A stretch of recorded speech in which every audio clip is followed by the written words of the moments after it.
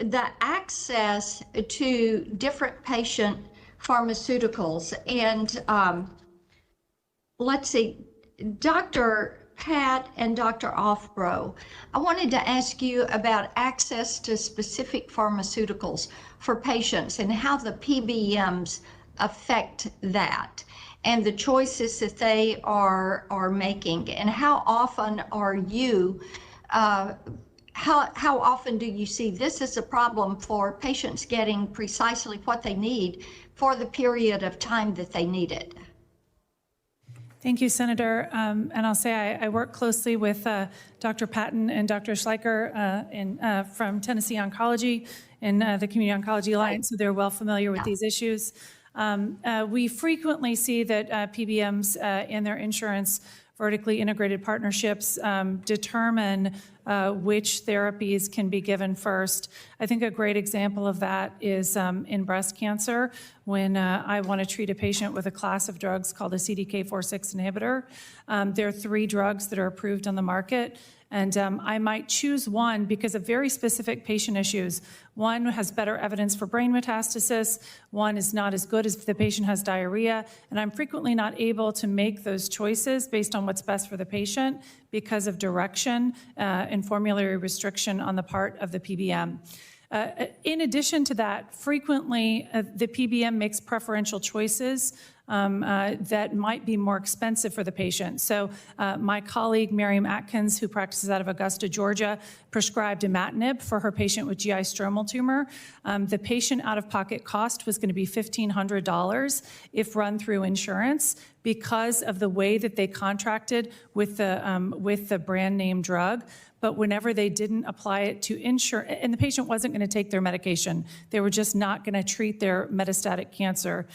Instead, they just sold it and ran it out of their office, and they were able to get it for about $150, and they were able to take the medication. So it shouldn't be the case that patients have more options by not using the insurance that they pay for. And these are some of the pivots that we're directed to because of PBM management.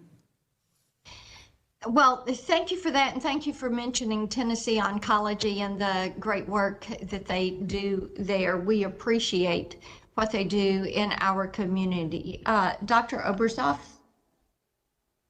Thank you, Senator. I would echo, we see the exact same issues in community pharmacy when patients and providers are restricted in their formulary choices, and one medication might be more appropriate, but it's not available to the patient. The other thing that we see quite a bit of is mandatory mail order, and it may be mandatory mail order in general or for specific medications that pharmacy benefit managers have deemed as specialty. And there may not be any clinical rationale for a medication being designated as specialty. It's just in the PBM's economic benefit to categorize it as a specialty medication.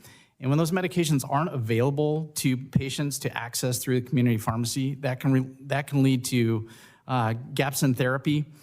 We've had this happen with patients in our PrEP clinic. We run a pharmacist-run clinic for patients who are to prevent HIV, and this requires labs and then daily medication. And when they go without that medication because it doesn't show up in time in the mail, they have to restart all of that lab work. It's additional cost to the Medicaid program and the health insurers. So listening to the two of you, PBMs actually get in the way and prohibit proper care. Let me ask each of you, if given the choice, would you completely eliminate PBMs?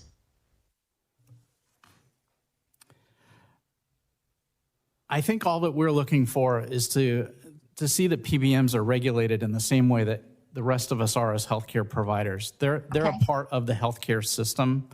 They need to be regulated, and we need a fair landscape. Okay, Dr. Patt?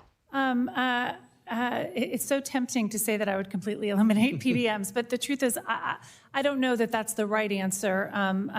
I think it would improve upon things currently. I will say that I take issue with the analogy of PBMs being like group purchasing, like you would see with a Costco, because I think that analogy only holds if Costco is the only place that you can shop. Because the challenge is that discounts that PBMs negotiate may not be translated to employers and patients. In fact, we don't see evidence that it is. In contrast to the Costco analogy, where shoppers have the ability of choice, we don't act like that in healthcare. So it's a limited analogy, and while PBMs might purchase at discounts, we need to see evidence of where those discounts are going. And I suspect that they're not going to patients and employers. At least when I talk to patients and employers, we don't see any evidence of that. I'm yet to find a patient who says a PBM has saved them money. I have found many patients who tell me the PBM would not allow them to have what the doctor prescribed.